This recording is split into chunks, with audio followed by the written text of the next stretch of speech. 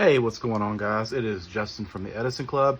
Today I want to go over my hero deck profile from YCS Raleigh, where I went 6-3, unfortunately.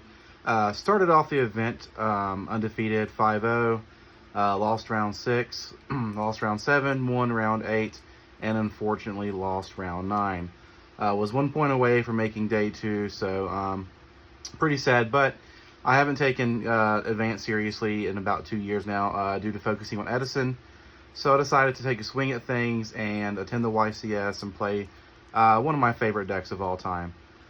So with that being said, I'm going to go ahead and get started with my matchups first. Round 1, I 2-0'd Flew Under Rees. I didn't get shifted. They did brick pretty hard in game 2. Round 2, I had the honor of playing Mega Capital G. Check out his channel. 2-0'd him with, he was on Runic Stun. Funny story there, he played a card called Card Scanner, which put Fusion Destiny that was on the bottom of my deck on top of, into my hand, and I was able to combo off from there. So able to turn a dead hand, brick hand, into a playable hand and go from there and win. So pretty cool there. Round 3, I 2-0'd Fire King Snake Eye. I think he also brick game 2. Lucky for me. Round 4, I played against Flew Under Rees, 2-0'd Flew Under Rees. And round 5, I 2-0'd Voiceless Voice. Going into round 6, I lost both games to Pure Snake Eye. Very unfortunate. Made a couple misplays that I wish I could take back, but it is what it is. I also lost round 7 to Voiceless Voice. On side stream, I got evenly and I hit with super polymerization, so not much I could do there. And I won round 8 against Purely, and then unfortunately I got shifted both games in round 9 against Kashtira. So I wasn't able to play that game, ended on Plasma, but they had the enemy controller to steal Plasma and go off from there. So overall the deck performed really well. I'm very happy with it. With that being said, I want to go ahead and get started. So first, we are playing the Triple Stratos. And apologize for the low, or the alternate art. I did take low rarity to YCS's, just so that way if something were to happen with my bag, I wouldn't lose out on a whole lot of money. But we do have the 3 Stratos. It is the best normal summon in the deck, outside of Vion, perhaps. So I definitely want to maximize on those. We're also playing the 1 Shadow Mist. I didn't really see a need for 2. We're trying to end on the Wake Up combo in the end phase to get that mass change. So I thought 1 was appropriate. We're playing the 1 Liquid Soldier. We like to have those extra draws to get into the non-engine. And we play the 1 Searchable Alias. So that's all for the Elemental Heroes. Next, we're going to go ahead and get into this guy. Fresh off the ban list, we have 3 Destiny Hero Malicious. A lot of people didn't think that a 3rd Malicious would come up, but it did. I actually won one of my games with Malicious.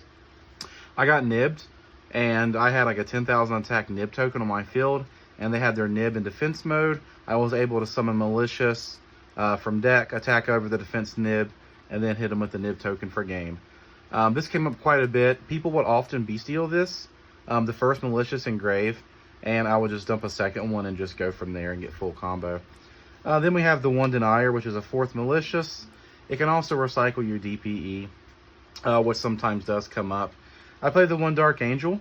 I didn't use this a whole lot. In the game that I lost to Evenly and Dark Ruler, I should have went with Dark Angel, but I had the mindset they were playing Voiceless, that they could link it off anyways and go into Anima and go from there, which would have still saved me from Evenly, but my opponent did have 2 super polymerization. So I didn't make the correct play in that game, but I still would have lost had I done so. And then we play the 1 Plasma to round off things with Destiny Heroes. Plasma's a great card, one-sided skill drain. And then we're going to start off with, I think, in my opinion, the best starter in the deck. 3 Vision Hero Ferris. We're playing 2 Increase, you need 2, and then 2 Vion. Like I said, also a great normal summon in the deck. If the first one gets impermed on the effect to dump, you can sometimes get out a second one and use the second effect to search polymerization. So really, really good. Then we're going to start off with our spells. We have A hero lives. Often side this out in game 3 if it's getting close to time. And then we have the 3 Fusion Destiny, signed by Astro Phoenix to give me a little bit of that extra luck when I play. Fusion Destiny, of course, everybody knows that plays heroes, is a 1-card DPE plasma, so very, very good. And then we have the 2 Polymerization. I wanted to play 2 Polymerization. So if my Ferris play did get stopped, I could potentially have a Polymerization already in hand to go off the combo. It did happen a couple of times where I would have Liquid and another hero in hand, and I could go into Sunrise and draw into some more combo pieces or non-engine and play from there. So it's 2 Polymerization. I wouldn't change that. The 1 Miracle Fusion, I think 1's all you need. We have the double Mass Change to help dodge hand traps and to help turbo out Dark Claw. We have the 1 Rhoda.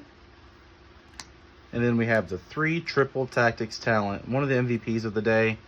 Taking monsters, drawing 2, baits out Ash, so your Fusion Destiny can resolve. Took an SP, I took an Impin from my opponent, so that way my links could go off. So Triple Tactics, really, really good card. And then another really good card is Forbidden Droplet. I won the die rolls a lot of times, but sometimes my combos would get stopped, and I would actually win on my turn too. And Droplet helped out with that. Helps with getting Mally engraved, Denier engraved, and even sometimes Liquid Soldier engraved too, so you can have those Miracle Fusion plays. So Forbidden Droplet, really, really good, and it doesn't target. So it hits the Skull Guardian, which is really, really good. And then the 1 Change of Heart. This card, I decided literally the day before to play this card. This card came in so clutch because oftentimes I would go blind second losing the die roll, and I would just take an IP. I took an IP 1 game, and I sent it off with Droplet to negate a Skull Guardian. So I was able with 1 card, well 2 cards really, to break the board. But Change of Heart's really, really good. Just taking a monster for game. Took a Kashtira Fenrir for game at 1 point. So really good card. Of course, the 1 called by for the hand traps.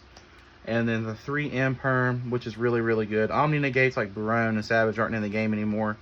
So hitting this on the Rapaloosa is really, really good too. And then, of course, the searchable Favorite Contact. Now into the extra deck. We play 2 Cross Crusader. The second one does come up. I used it 1 time. I summoned 1 Cross Crusader, got M-termed on the special summon effect. And then I was able to follow up the next turn, summon the second one, bring back a DPE for game. Wonder Driver, really, really good. Helps you recur your spells. That's it for the links. I decided not to play Dread Decimator. I didn't really think that it did anything. I think that this deck could OTK fairly well. It could have came up 1 time, but it was an odd situation that I don't think it warrants an extra slot in the extra deck. So another change that I made was playing 2 DPE. Kashtira is a deck, and they will banish DPE with Unicorn. So 2 DPE was really good, and if 1 gets bestialed, then you can actually summon the second one with Favorite Contact, which is really, really good for follow-up. They don't expect it. And then Dystopia. Dystopia is really good for a late game, and all it requires is 2 Destiny heroes. And if you have Sunrise on the field at the end of the combo, it can also be an additional pop. So I really, really liked it, especially having 3 Mally. It's easier to bring out. So that's it for the Destiny heroes. Now for the Elemental heroes, we do play the 1 Infernal Rage. We do play the 1 Sunrise. And we do play the 1 Wake Up for combo. Wake Up is really good. Enables your Dark Claw plays. And then something different, I played 2 Shining Neos. I like this. This came up quite a bit, actually. I won with this more going second than I did going first. So what you do is you Miracle Fusion for this going second. You blow up their board. And if you can't win that turn, then you're just going to win the next turn with the trap that you searched off the Infernal Rage. So there was 1 point against Purely.